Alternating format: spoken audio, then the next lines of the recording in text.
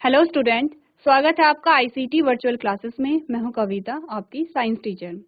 उम्मीद करती हूं आप सभी अच्छे होंगे और स्वस्थ होंगे। क्लास प्रीवियस लेक्चर में आपने बात की थी अपनी चैप्टर की, जिसका नाम था reaching the age of adolescence. आपने किशोर अवस्था के बारे में समझा और काफ़ी सारे जो टॉपिक हैं इससे रिलेटेड आपने यहाँ पर डिस्कस किए और आपने अपना चैप्टर भी कंप्लीट कर लिया है। तो आज हम इस चैप्टर से रिलेटेड कुछ क्वेश्चन आंसर्स को डिस्कस करेंगे। तो आइए चलते हैं स्मार्ट बोर्ड की तरफ। चलिए क्लास सबसे पहले हम यहाँ पर क्वेश्चन आंसर डिस्कस करेंगे, जिसमें आप देखेंगे मल्टीपल चॉइस क्वेश्चन, यानी कि बहुविकल्पी प्रश्नों को आप यहाँ पर देखेंगे। इसमें आपके पास एक स्टेटमेंट आती है, आपको स्टेटमेंट को पढ़ना है। इस स्टेटमेंट के साथ आपको 4 ऑप्शन मिलेंगे और 4 ऑप्शन में से जो सबसे सही आंसर होगा वो आपको यहाँ पर सेलेक्ट करना है। सबसे पहले स्टेटमेंट पढ़ लेते हैं। आपको स्टेटमेंट क्या बता रही है। आपने कहा which of the following should an adolescent choose for his her meal. ठीक है, ये आपके 4 ऑप्शन हैं। आपको कहा गया है कि एक किशोर है, किशोर कोई भी गर्ल और बॉय हो सकते हैं, उनके लिए यहाँ पर जो उनका भोज्य पदार्थ है वो सबसे सही भोज्य पदार्थ कौन सा उनके लिए होगा। ऑप्शन नंबर ए में आपको दिए गए हैं chips, noodles and added beverages. Second option में आपको कहा गया है vegetable cutlets, chips and lemonades. Option number C में आपको कहा गया है राइस है, नूडल्स है एंड पॉपकॉर्न है। और लास्ट में आपको कहा गया है चपाती है, दाल है एंड वेजिटेबल है। आपको देखना है कि जो किशोर है उनके लिए सबसे सही भोजन क्या है। तो आपने बात की थी यहाँ पर, जब आप चैप्टर पढ़ रहे थे, आपने बात की थी यहाँ पर संतुलित आहार की।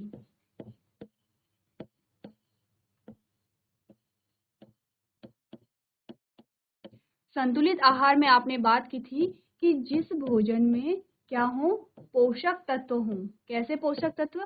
सारे पोषक तत्व शामिल हों,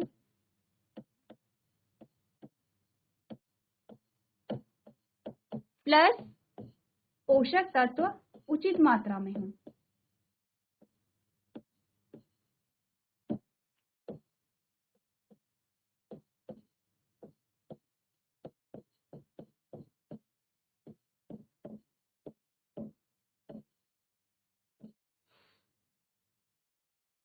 ठीक है, अब हमारे पोषक तत्वों की, सारे पोषक तत्व की अगर बात आई है तो आपने कहा जो पोषक तत्व हैं वो आपके 2 प्रकार के होते हैं। कौन कौन से?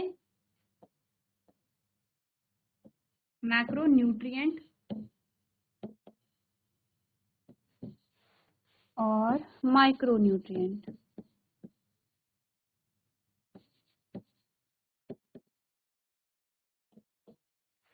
ठीक है,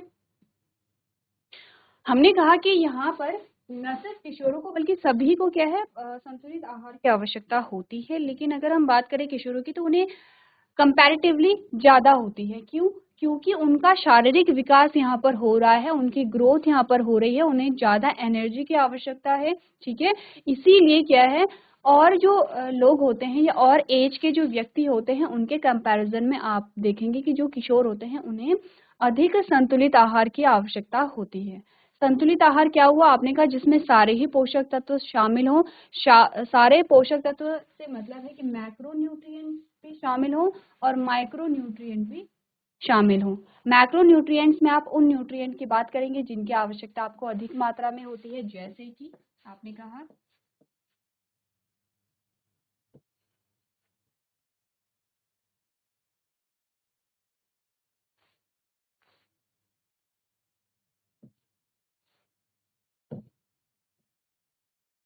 जैसे कि आपने कहा कार्बोहाइड्रेट आपके पास आते हैं, जैसे कि आपने कहा प्रोटीन आपके पास आता है, और जैसे आपने कहा कि फैट आपके पास आता है।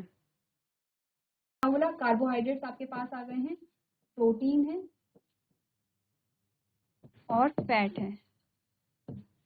ठीक है, माइक्रोन्यूट्रिएंट्स में आपके विटामिन आ जाते हैं। तो माइक्रोन्यूट्रिएंट की आवश्यकता आपको अधिक मात्रा की बात हो रही है। ठीक है, बहुत ज्यादा अधिक मात्रा की आपको आवश्यकता नहीं होती, लेकिन नेसेसरी है, इंपॉर्टेंट है, आपको इनकी आवश्यकता होती ही होती है। इसीलिए आपको उचित मात्रा की यहाँ पर बात की गई है। उचित मात्रा से यही मतलब है, क्योंकि आपके मैक्रोन्यूट्रिएंट आपको क्या दे रहे हैं? आपने कहा आपको दे रहे हैं ऊर्जा।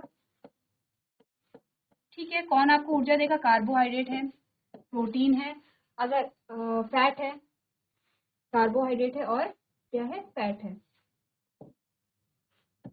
अगर हम यहाँ पर प्रोटीन की बात करें तो प्रोटीन आपके शरीर के रखरखाव के लिए इम्पोर्टेंट होता है, शरीर का रखरखाव, और प्लस यहाँ पर क्या होता है? शरीर की मरम्मत के लिए।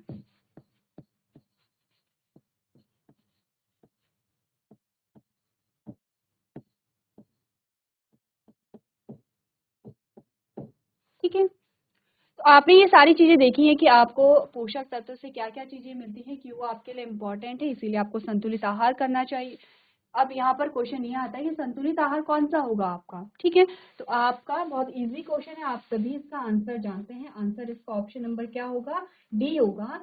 यानी कि जो भी आप भोजन करते हैं, जो भी आपके घर का भोजन होता है, जिसमें आपने कहा कि आपको कार्बोहाइड्रेट भी मिल रही है, इसमें कार्बोहाइड्रेट होगा। इसमें से अगर मैं आपसे पूछूं तो आपने कहा आपका ऑप्शन नंबर डी में आपका क्या है? चपाती है, दाल है और वेजिटेबल्स है। तो क्या क्या चीजें आपको मिल रही हैं इसमें? चपाती से क्या मिला, दाल से क्या मिला आपको, वेजिटेबल से क्या मिला?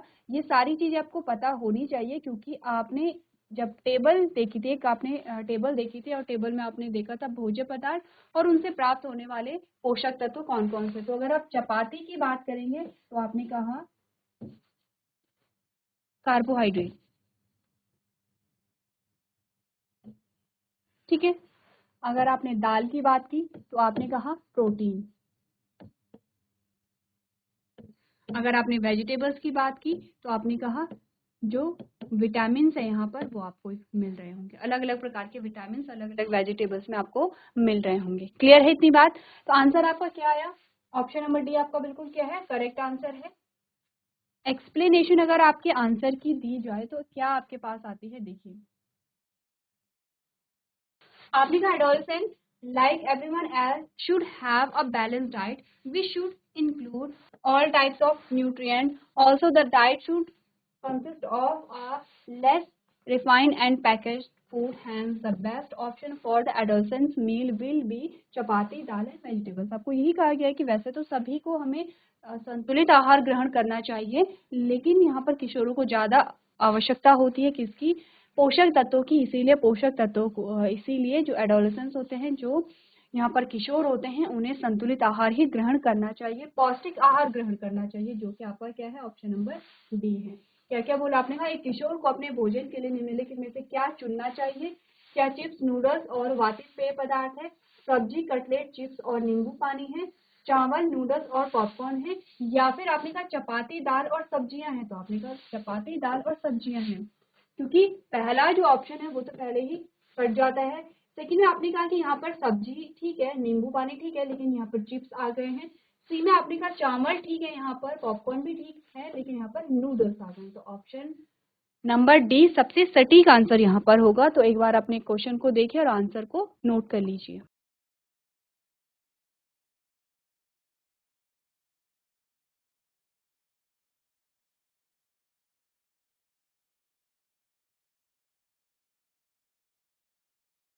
चलिए, तो अगला प्रश्न देख लेते हैं। अगली जो स्टेटमेंट आपके पास आई है उसमें आपसे पूछा गया है, the reproductive phase of women lies between her dash and menopause. यानी कि आपको ये कहा गया है कि जो वुमन होती हैं, जो फीमेल है, उसमें उसकी लाइफ में जो रिप्रोडक्टिव फेज है वो किसके बीच में होती है? मेनोपॉज और किसके बीच में होती है? तो सबसे पहले तो आपको मेनोपॉज का पता होना चाहिए। आपने कहा मेनोपॉज की जो एज आपको बताई गई थी वो बताई गई थी 45 टू 50 ईयर की एज में, यानी कि 45 से 50 वर्ष की उम्र में मेनोपॉज आपको देखने को मिलता है। यहाँ पर मेनोपॉज में क्या होता है कि जो मेंस्ट्रुअल साइकिल है वो कम्प्लीटली आपकी क्या हो जाती है? स्टॉप हो जाती है, परमानेंटली क्या हो जाता है? स्टॉप हो जाता है। यानी कि जो गैमेट का प्रोडक्शन है, युग्मक का निर्माण है, वो यहाँ पर रुक जाता है। तो आपने क्या बोला, क्या होता है यहाँ पर?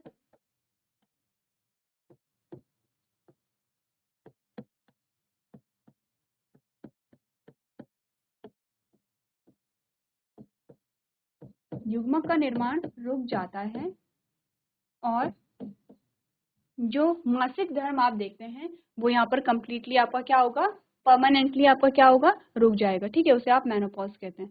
तो आपको बताना ये है कि ठीक है, मेनोपॉज जो होती है वो क्या होती है, लास्ट स्टेज होती है। लास्ट स्टेज यानी कि वो क्या होता है, लास्ट वाला फेज होता है, जबकि रिप्रोडक्टिव फेज पाई जा रही होगी। जब से मेनोपॉज स्टार्ट हो गया है उसके बाद जो रिप्रोडक्टिव फेज है वो समाप्त हो जाता है। आपको बताना ये है कि फिर स्टार्ट कहाँ से हुआ था। सिंपल सा क्वेश्चन है आपके पास, आपको ये बोला गया था ऐसा नहीं है। देखिए, आपको ये कहा गया था कि ऐसा नहीं है कि कोई भी यहाँ पर जो न्यू बॉर्न है वो क्या होगा, यहाँ पे रिप्रोडक्शन के लिए क्या होगा, मेच्योर होगा। रिप्रोडक्टिव रिप्रोडक्टिव फेज यहाँ पर जो स्टार्ट होता है वो एक एज पर होता है। ठीक है, तो इसका मतलब यहाँ पर जो फीमेल है, फीमेल में जो रिप्रोडक्टिव फेज आया होगा वो किसी एज में आया होगा, किसी फेज में आया होगा, वो आपको यहाँ पर बताना है। ठीक है, तो आपको ऑप्शन दिए गए हैं, यहाँ पर आपको ये बताया गया है कि जो रिप्रोडक्टिव फेज है वो किस किस के बीच में होता है, मेनोपॉज और किसके बीच में होता है। आपने कहा मेंस्ट्रुअल साइकिल है पहला ऑप्शन, सेकंड है मेंस्ट्रुएशन, तीसरा है मेनार्क और लास्ट है ओव्यूलेशन। तो सबसे पहले तो शब्दों का मतलब समझ लीजिए कि इन शब्दों का मतलब क्या है। मेंस्ट्रुअल साइकिल क्या है, आपने कहा 28 to 30 डे यानी कि 28 से 30 दिन की जो साइकिल होती है, ठीक है, उसे आप कहते हैं मेंस्ट्रुअल साइकिल। एक साइकिल चलती है, ठीक है, जिसमें ओव्यूलेशन होता है। ओव्यूलेशन होता है तो आपने कहा कि अगर वहां पर क्या एक ग्राफ आपको देखने को मिलता है, आपने कहा कि यहाँ पर क्या होगा, जो ओवम है ओवम का प्रोडक्शन होता है, ओवम का प्रोडक्शन हुआ तो यहाँ पर क्या है, प्रेगनेंसी के लिए बहुत सारे चेंजेस आने लगते हैं। जैसे कि उसमें से सबसे पहले आपने कहा कि जो हॉर्मोन्स है वो सिक्रीट होने लगेंगे और आपकी जो यूट्रस की जो वॉल है वो बनने लगेगी। ठीक है, क्यों बनने लगेगी, ताकि इम्प्लांट हो सके। अब इम्प्लांटेशन क्या होती है ये चीजें हमने डिस्कस करी हैं। तो आपने कहा कि चेंजेस आने लगते हैं, आपकी यूट्रस की जो वॉल है वो बनने लगती है। यूट्रस की वॉल बनने लगती है तो क्या होगा, वहाँ पे थिकनेस आ जाती है वॉल में। अब आपने कहा ठीक, अगर वहां पर फर्टिलाइजेशन हो गया है तो ठीक है, इम्प्लांटेशन हो जाएगा। नहीं हुआ तो आपने कहा कि जो एग है, जो ओवम है यहाँ पर, और जो वहाँ पर ब्लड सेल्स होती हैं वो क्या होती हैं, जो एंडोमेट्रियम होती है वो वहाँ पर रिलीज हो जाती हैं। तो ये पूरा जो है, आपने कहा कि ये जो पूरा चक्र है, ये जो पूरा साइकिल है, ये किसी में 28 और किसी में 30 दिन का होता है, तो इसे आप मेंस्ट्रुअल साइकिल कहते हैं। ठीक है, अब मेंस्ट्रुएशन क्या हुआ, आपने कहा कि जो यहाँ पर क्या हो रही है, जो यहाँ पर ओवम रिलीज हो रहा है या ब्लड सेल्स रिलीज हो रही हैं, उस फेज को आप क्या कहते हैं, मेंस्ट्रुएशन कहते हैं। तो आपने कहा ओव्यूलेशन क्या हुआ, आपने कहा कि प्रोडक्शन ऑफ ओवम, जो ओवम है, जो एक्सेल है या जो फीमेल गैमीट है, उसका जो प्रोडक्शन है, उसका जो उत्पादन जब हुआ उसे आपने ओव्यूलेशन कहा। लास्ट हमारे पास बचता है option number C, menarche. Menarche क्या होता है, मीनार्क जो जब सबसे पहली मेंस्ट्रुअल साइकिल होती है, सबसे पहला जो मासिक धर्म होता है उसे आप कहते हैं मीनार्क, और जो सबसे लास्ट वाला होता है उसे आप कहते हैं मेनोपॉज। क्लियर है, आंसर क्या है आपका, ऑप्शन नंबर सी आपका आंसर आया। ठीक है, क्यों आपका ऑप्शन नंबर सी आंसर आया, इसका एक्सप्लेनेशन एक बार देख लीजिए। आपने कहा था reproductive phase of woman start from her first period menarche at around 10 to years of age, यानी कि 10 से 12 वर्ष की उम्र में सबसे पहला क्या होता है, मेंस्ट्रुएशन आप देखते हैं। ठीक है, it continues until the age of 45 to 50। अब ये जो मेंस्ट्रुअल साइकिल आप देखते हैं ये हर मंथ आप देखते हैं, कब तक देखेंगे आप, 45 से 50 वर्ष की उम्र में देखते हैं। When woman stop releasing egg, जब यहाँ पर युग्मक का निर्माण बंद होने लगेगा, this is called menopause. Hence the reproductive phase of woman lies between their menarche and menopause. तो आपने कहा कि फीमेल में जो रिप्रोडक्टिव फेज रहता है वो मीनार्क से मेनोपॉज में रहता है। ठीक है, इजी है। क्या बोला आपने, आपने कहा कि एक महिला का प्रजनन चरण उसके डैश और रजोनिवृत्ति के बीच होता है। ऑप्शन नंबर सी आपका सही आंसर आया था। तो एक बार अपने क्वेश्चन को पढ़िए और आंसर को नोट कीजिए।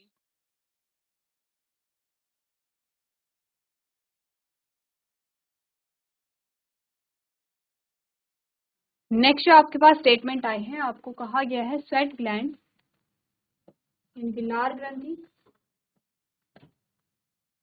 यानी कि स्वेट ग्लैंड यानी कि जो वो ग्लैंड जो कि यहाँ पर क्या करेगी, स्वेट को रिलीज करेगी, लाइवरी ग्लैंड जो कि सलाइवा को रिलीज करेगी, ऑयल ग्लैंड जो कि ऑयल का प्रोडक्शन करती हैं, do not release their secretion directly into the blood.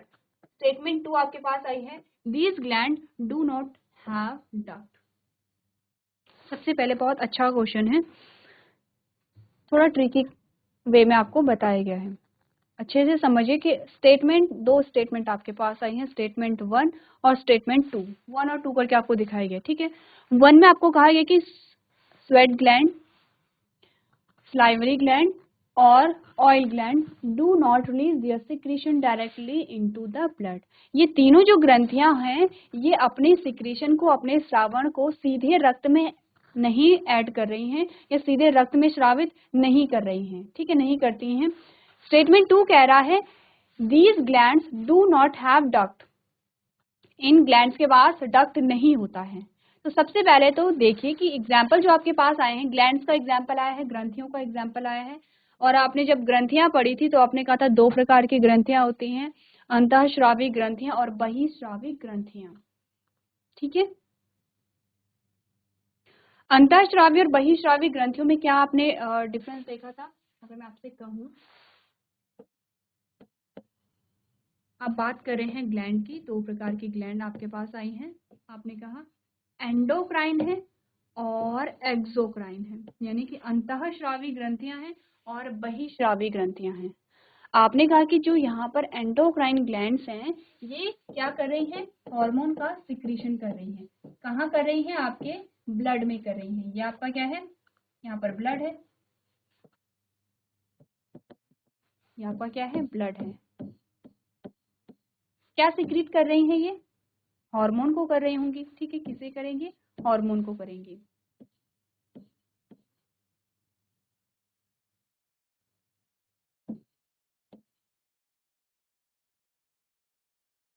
ठीक है, तो क्या हुआ? एंडोक्राइन ग्लैंड ने सीधा अपना जो सिक्रीशन है वो ब्लड में किया। अब ब्लड में आपके पास क्या आ गए हैं? हार्मोन्स आ गए हैं। फॉर एग्जाम्पल ये आपके क्या है? हार्मोन आ गए हैं। ठीक है, हार्मोन आ गए हैं। अब ये हार्मोन कहाँ जाएंगे? आपकी टारगेट साइट पर जाएंगे। कहाँ जाएंगे? ये जो हार्मोन है आपकी टारगेट साइट पे जाएंगे। टारगेट साइट आपकी क्या होगी? वो साइट, वो अंग, वो ऑर्गन या वो टिश्यू जहां पर परिवर्तन लाने हैं। ठीक है, क्लियर है इतनी बात? तो आपने कहा कि जैसे कि फॉर एग्जांपल आपने कहा कि यहाँ पर क्या हुआ? ग्रोथ हार्मोन है। ठीक है, ये क्या हुआ? ग्रोथ हार्मोन आपके पास आ गए हैं। अब ये ग्रोथ हार्मोन कहाँ पर काम करेंगे? जहां पर आपको वृद्धि की आवश्यकता है, जिस पार्ट में आपको क्या करनी है, बॉडी के जिस पार्ट में वृद्धि करनी है वहां पर ग्रोथ हार्मोन जाएगा, ग्रोथ को क्या करेगा? इंक्रीज करेगा। प्लस आपने क्या बोला था? हार्मोन्स ऐसा नहीं है कि कभी भी या फिर हमेशा ही रिलीज होते रहेंगे या एक ही क्वांटिटी में रिलीज होंगे। आपने कहा था कि हार्मोन्स तभी रिलीज होंगे जब उनकी आवश्यकता होती है, और हार्मोन्स की जो क्वांटिटी है वो क्या होगा? आवश्यकता पर निर्भर करेगी। ज्यादा चाहिए या कम चाहिए इस बात पर निर्भर करेंगे। अब आपने कहा जो एक्सोक्राइन ग्लैंड होती हैं ये भी क्या करेंगे? अपना सिक्रीशन डालती हैं। ये क्या करेंगे? एंजाइम्स को रिलीज करेंगी, लेकिन ये अपने सिक्रीशन को, अपने स्रावन को रक्त में नहीं देती हैं। यहाँ पर ये क्या करेंगे? ये क्या है? डक्ट। और डक्ट के माध्यम से ये क्या करेंगे? अपने सिक्रीशन को किसी ऑर्गन को देंगी। ये ऑर्गन, कोई ऑर्गन या अंग, समझ रहे? हमने क्या बोला? ये एक्सोक्राइन ग्लैंड है, ये क्या है? बहिःस्रावी ग्रंथि है। बहिःस्रावी ग्रंथि में क्या हुआ? कुछ रिलीज हुआ, कुछ स्रावित हुआ। आपने कहा कि यहाँ पे क्या है? एंजाइम है। ठीक है, कुछ एंजाइम इसने क्या किए? सिक्रीट किए। लेकिन एंजाइम ने क्या किया? यहाँ पर रक्त में स्रावित नहीं किए हैं, इसने डक्ट के माध्यम से। डक्ट समझते हैं आप लोग? जैसे कि आपने बोला, जैसे कि आपको क्या करना है, पानी आप भरते हैं तो आपको नल से कहीं दूर आपको पानी भरना है तो आप पाइप का यूज करते हैं। तो डक्ट क्या है? कुछ पाइप जैसा ही यहाँ पर है। आपने कहा कि जो यहाँ पर इन डक्ट के माध्यम से जो एंजाइम थे वो इनके टारगेट ऑर्गन तक पहुंचाए गए, यानी कि अंगों तक पहुंचाए गए हैं। जिस अंग पर क्या है, जिस अंग पर इसे काम करना है वहां तक इन्हें पहुंचाया जाता है। तो दोनों में डिफरेंस समझिए अब, दोनों में क्या डिफरेंस है। एंडोक्राइन हार्मोन को सीधे रक्त में क्या कर रहे हैं? रिलीज कर रहे हैं, आपके रक्त में श्रावित कर रहे हैं। अब ये रक्त पूरी बॉडी में आपका दौड़ेगा, लेकिन ये हार्मोन वहीं काम करेंगे जहां पर इनकी आवश्यकता है। एक्सोक्राइन ग्लैंड से एंजाइम रिलीज हो रहे हैं, लेकिन ये डक्ट के माध्यम से उस अंग में रिलीज हो रहे हैं जहां पर इसकी आवश्यकता। ऐसा नहीं है कि रक्त में हुए, रक्त पूरी बॉडी में दौड़ा, ऐसा नहीं हुआ। एक्सोक्राइन ग्लैंड से जो एंजाइम निकले वो सीधे उसी अंग में निकलेंगे जिस अंग में इसकी आवश्यकता है। इतनी बात क्लियर है आपको? तभी आप ये जो क्वेश्चन है इसे सॉल्व कर पाएंगे। ठीक है, अब आपको 3 एग्जाम्पल दिए गए हैं ग्रंथियों के। स्वेट ग्लैंड है, सलाइवरी ग्लैंड है, ऑयल ग्लैंड है। अब आपको ये पता होना चाहिए कि ये एंडोक्राइन ग्लैंड है या ये एक्सोक्राइन ग्लैंड है, तभी आप क्वेश्चन को सॉल्व करेंगे, तभी आपको पता चलेगा। अच्छा, ये आपको ये बता रखा है कि ये जो तीनों ग्रंथियां हैं, sweat gland, salivary gland and oil gland, do not release their secretion directly into the blood. ये सीधे अपने रक्त में, ये सीधे ही अपने श्रावण को रक्त में रिलीज नहीं करते हैं। पहले स्टेटमेंट के अकॉर्डिंग ये एंडोक्राइन ग्लैंड नहीं है। ठीक है, पहले स्टेटमेंट के अकॉर्डिंग क्या है, ये एंडोक्राइन ग्लैंड नहीं है, अंतःस्रावी ग्रंथियां नहीं है, क्योंकि ये अपने श्रावण को सीधे रक्त में ऐड नहीं कर रही हैं। लेकिन स्टेटमेंट 2 क्या कह रहा है, these gland do not have duct, इनमें डक्ट होती ही नहीं है, इनमें डक्ट ही नहीं पाई जा रही है। तो सेकेंड स्टेटमेंट के अकॉर्डिंग कहाँ है, ये वाला आपका सेकेंड स्टेटमेंट है। सेकेंड स्टेटमेंट के अकॉर्डिंग तो ये एक्सोक्राइन ग्लैंड है ही नहीं। अब आप क्वेश्चन कैसे सॉल्व करेंगे, जब आप ऑप्शन देखेंगे तब आप यहाँ पर अपने क्वेश्चन को सॉल्व करेंगे। ठीक है, ऑप्शन देख लें, ये चीजें आप लोग समझ लीजिए जो हमने यहाँ पर डिस्कस की हैं, इसके बिना आप इस क्वेश्चन को सॉल्व नहीं कर पाएंगे।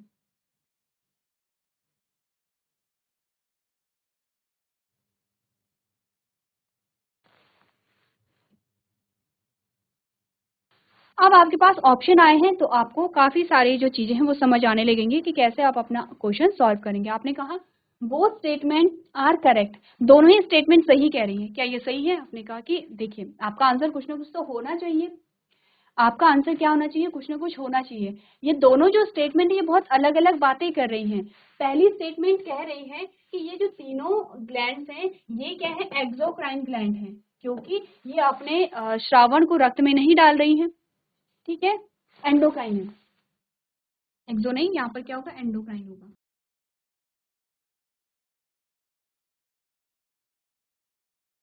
पर एक्सोक्राइन ग्लैंड होगा। ठीक है, पहला स्टेटमेंट कह रहा है कि ये क्या होंगी, ये जो ग्रंथियां हैं ये एक्सोक्राइन ग्लैंड है, क्योंकि अपने श्रावण को ये रक्त में ऐड नहीं कर रही हैं। ठीक है, ये क्या है, एक्सोक्राइन ग्लैंड है। लेकिन स्टेटमेंट 2 ने बोला कि इनके पास डक्ट ही नहीं है, तो इस स्टेटमेंट के अकॉर्डिंग ये क्या है, एंडोक्राइन ग्लैंड है। तो क्या है, दोनों स्टेटमेंट अलग अलग कह रही हैं, तो हम ये नहीं कहेंगे कि दोनों स्टेटमेंट सही हैं। पहला ऑप्शन था, पहले ही क्या कर दीजिए, हटा दीजिए, क्योंकि दोनों स्टेटमेंट सही नहीं हो सकती हैं, जबकि वो क्या है, एक दूसरे के अपोजिट में काम कर रही हैं। ठीक है, ऑप्शन नंबर बी आपके पास आता है, ओनली स्टेटमेंट 2 इज करेक्ट, सिर्फ स्टेटमेंट 2 सही है।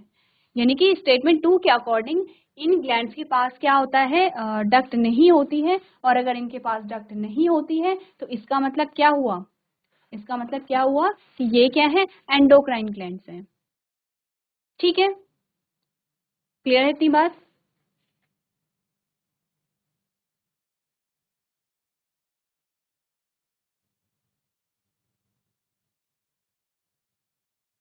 चलिए, जो ऑप्शन नंबर सी है वो आपको बता रहा है बोथ स्टेटमेंट आर इनकरेक्ट, दोनों ही जो स्टेटमेंट है वो गलत है। ना तो ये एक्सोक्राइन है ना तो एंडोक्राइन है, या तो ये वाला है। ऑप्शन नंबर डी कह रहा है only statement first is correct, सिर्फ जो स्टेटमेंट फर्स्ट है वो करेक्ट है। स्टेटमेंट फर्स्ट के अकॉर्डिंग ये क्या करती है, अपनी सिक्रीशन को रक्त में नहीं डालती हैं, और रक्त में नहीं डालती हैं तो इसका मतलब ये क्या हुई, एक्सोक्राइन ग्लैंड हुई। इसका मतलब क्या हुआ, जो स्टेटमेंट 2 है वो गलत है। अब देखिए, ये क्वेश्चन आप तब सॉल्व कर पाएंगे जब आपको ये पता होगा कि तीनों ग्रंथियां किस प्रकार की हैं, एक्सोक्राइन है या एंडोक्राइन है। तो आप लोग सबसे पहले ध्यान दीजिए सलाइवरी ग्लैंड पे। सलाइवरी ग्लैंड का जो सिक्रीशन होता है वो होता है सलाइवा, यानी कि लार। ठीक है, सलाइवा यानी कि लार होता है। अब आप देखिए लार कहाँ से क्रिएट होता है, आपने कहा आपके मुख में होता है, आपने कहा कि इसके अलावा और कहाँ पे होता है, आपने कहा नहीं, सिर्फ हमारे मुख में ही हम क्या करते हैं, लार को फील करते हैं। इसका मतलब क्या हुआ, जो स्लाइवरी ग्लैंड है, स्लाइवरी ग्लैंड ने अपना जो श्रावण है उसका श्रावण क्या होगा, सलाइवा यानी कि लार होगा। तो स्लाइवरी ग्लैंड ने जो सलाइवा है उसे कहाँ रिलीज किया, आपने कहा हमारे मुख में किया। इसका मतलब क्या हुआ कि सलाइवरी ग्लैंड ने जो सलाइवा है उसे रक्त में ऐड नहीं किया है, आपके ब्लड में सिक्रीट नहीं किया है। कहाँ ऐड किया है? एक पर्टिकुलर ऑर्गन पे, आपके मुख में ऐड किया है, क्योंकि सलाइवा का काम ही आपके मुख में है। ठीक है, सलाइवा का जो फंक्शन होगा वो कहाँ पे होता है? जब आप भोजन को चबाते हैं वहीं पे क्या होगा? सलाइवा का काम होता है, और सलाइवा का सिक्रीशन वहीं पर हो रहा है। और हमने क्या बात की थी? हमने बोला था कि जो एंडोक्राइन ग्लैंड्स आपकी होती हैं वो क्या करेंगी? अपना जो सिक्रीशन है वो ब्लड में करती हैं, लेकिन जो एक्सोक्राइन ग्लैंड होती हैं वो अपना सिक्रीशन क्या करेंगी? डक्ट के माध्यम से। किसके माध्यम से? डक्ट के माध्यम से एक पर्टिकुलर ऑर्गन में करती हैं। और कौन होगा वो पर्टिकुलर ऑर्गन? आपने कहा आपके मुख में। ठीक है, डक्ट के माध्यम से कहाँ करेगी? एक विशिष्ट अंग पर करेंगे, उस अंग पर जहां पर कि उसका काम है। तो आपने कहा कि जो सलाइवरी ग्लैंड थी उसने सलाइवा का जो सिक्रीशन डक्ट के माध्यम से आपके मुख में किया, क्योंकि सलाइवा का काम आपके मुख में ही था। तो आपने क्या बोला? ये तीनों ग्लैंड्स क्या होंगी? आपने कहा एक्सोक्राइन ग्लैंड होंगी। एक्सोक्राइन ग्लैंड होंगी तो इसके पास क्या होगा? डक्ट होगा, होगा इनके पास डक्ट। ठीक है, तो इसका मतलब क्या होगा? स्टेटमेंट 2 आपकी क्या है? स्टेटमेंट 2 आपकी क्या है? गलत है। चलिए, अब इसका सॉल्यूशन आपने क्या बोला? Endocrine glands release their secretion directly into the blood.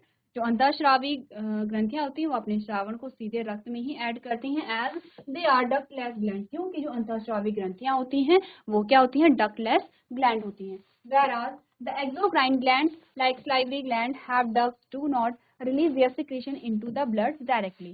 अब यहाँ पे इन्होंने बोला है कि जैसे कि यहाँ पे स्लाइवरी ग्लैंड है, लार ग्रंथि है, इनके पास डक्ट होती हैं, तो ये क्या करते हैं? अपने श्रावण को सीधे रक्त में ऐड नहीं करेंगे, किसी अंग में करेंगे जहां पर कि उसका काम होगा।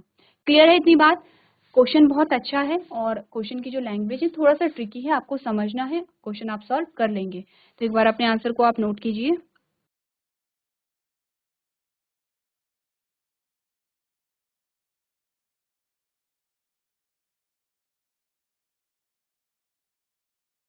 चलिए, तो क्या क्या चीजें आपने समझी? आपने कहा जो आपके पास आते हैं स्वेट ग्लैंड, लार ग्रंथि और तेल ग्रंथियां अपने स्राव को सीधे रक्त में नहीं छोड़ती हैं। कथन फर्स्ट कह रहा है, कथन सेकंड ने कहा इन ग्रंथियों में नलिकाएं नहीं होती हैं। तो आपने कहा कि आपका ऑप्शन नंबर डी बिल्कुल सही था। क्या आपको बताया गया? अंतःस्रावी ग्रंथियां अपने स्राव को सीधे रक्त में छोड़ती हैं क्योंकि वे नलिका रहित ग्रंथियां होती हैं, जबकि लार ग्रंथियों की तरह बहिःस्रावी ग्रंथियों में नलिकाएं होती हैं और वे अपने स्राव को सीधे रक्त में नहीं छोड़ती हैं। ठीक है, अगला जो प्रश्न आपके पास आया है उसमें जो स्टेटमेंट आई है उसमें आपसे बोला गया है number of sex chromosome in human kidney cell is, यानी कि जो ह्यूमंस होते हैं उनकी किडनी सेल में जो सेक्स क्रोमोसोम होते हैं उनका नंबर कितना होता है। ऑप्शन में आपको बोला गया है 1 पेयर, 2 पेयर, 3 पेयर, 4 पेयर, कितने जोड़ी होते हैं। तो देखिए, जब आपने क्रोमोसोम की बात की तो आपने कहा कितने क्रोमोसोम है? पहले तो यही बात कर लेते हैं, 46 है। 23 जोड़ी जिसे आप कहते हैं 23 पेयर हैं। इनमें से 22 जोड़ी जो होते हैं वो ऑटोसोम कहलाते हैं, क्योंकि ये मेल और फीमेल में सेम होते हैं। जो एक पेयर है उसे आप क्या कहते हैं? सेक्स क्रोमोसोम कहते हैं। ठीक है, क्लियर है? अब जोड़ी की बात हुई है, 1 पेयर की बात हुई है, क्योंकि आपने क्या बोला? हमेशा जो क्रोमोसोम होते हैं वो हमेशा कैसे रहते हैं? पेयर में रहते हैं। यही बोला था आपने कि जो क्रोमोसोम होते हैं वो हमेशा किस में रहते हैं? जोड़े में रहते हैं। तो आंसर आपका क्या आएगा? आंसर आपने कहा 1 पेयर। ठीक है, एक जोड़ी होगा। आपको क्या क्या चीजें बताई गई? आपने कहा humans have 46 chromosome, that is 23 pairs of chromosome.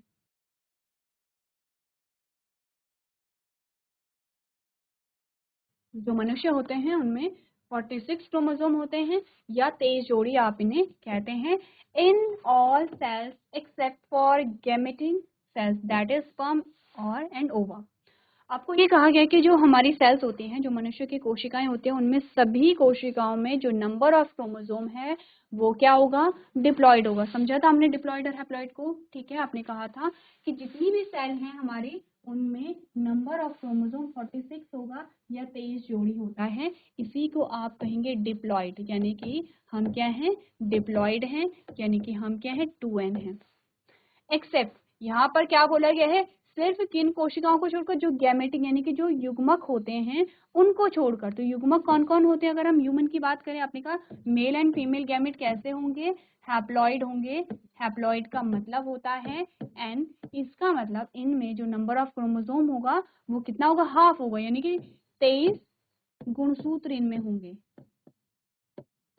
जबकि अगर हम बात करें अदर सेल की, तो आपने कहा कि नॉर्मली इनमें कितने होते हैं, 46 या 46 गुणसूत्र होते हैं।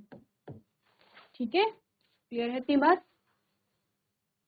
चलिए, अब आपको बोला गया है 22 of these pairs are called autosomes. ठीक है, हमने कहा कि 23 जोड़े आपके पास क्रोमोसोम होते हैं, 22 जोड़ी को हम ऑटोजोम्स कहते हैं।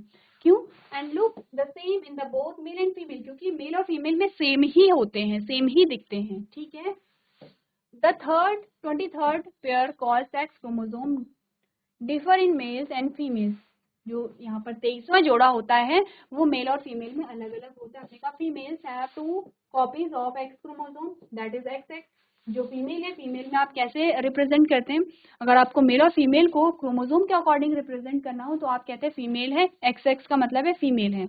While male have 1 X 1 Y chromosome, that is X Y. और आप मेल को कैसे रिप्रेजेंट करते हैं, आपने कहा एक्स वाई है, इसका मतलब है मेल है। Thus, all non-gametic cells have 2 sex chromosome in them. ठीक है, तो सभी सेल में कितने होंगे, यहाँ पर 2 क्या होंगे, सेक्स क्रोमोसोम प्रेजेंट होते हैं। क्लियर है इतनी बात।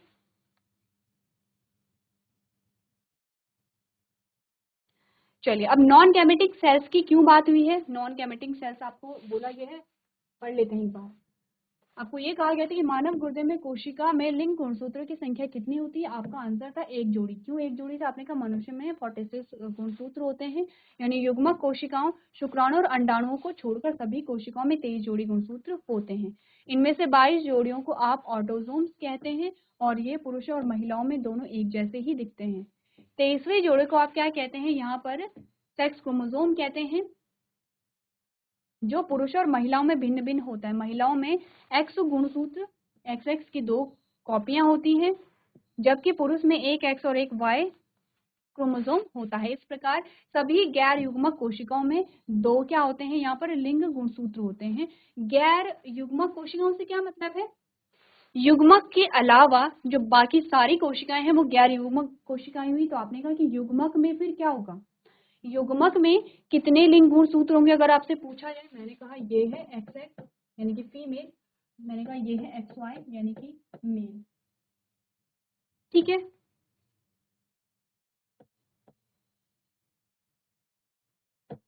अभी क्या है, ये डिप्लॉयड है, 2n है। कैसे दिखाएंगे, ये है 2n। अब जब यहाँ पर युग्मक बने यहाँ पर,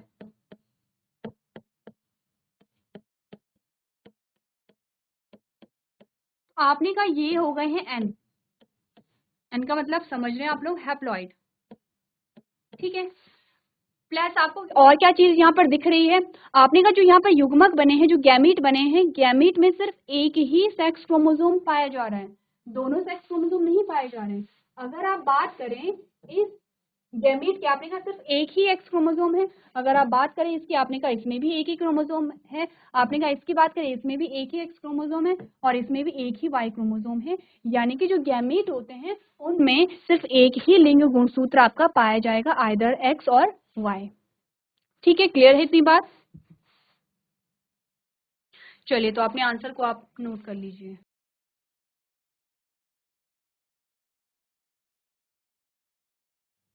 चलिए, सो क्लास हमने कुछ क्वेश्चन आंसर्स को यहाँ पर डिस्कस किया है। उम्मीद करती हूँ आपको जो क्वेश्चंस हैं उनके माध्यम से आपके टॉपिक क्लियर यहाँ पर हुए होंगे। तो आज के सेशन में हम इतना ही करेंगे। अभी तक क्लास में बने रहने के लिए आपका धन्यवाद।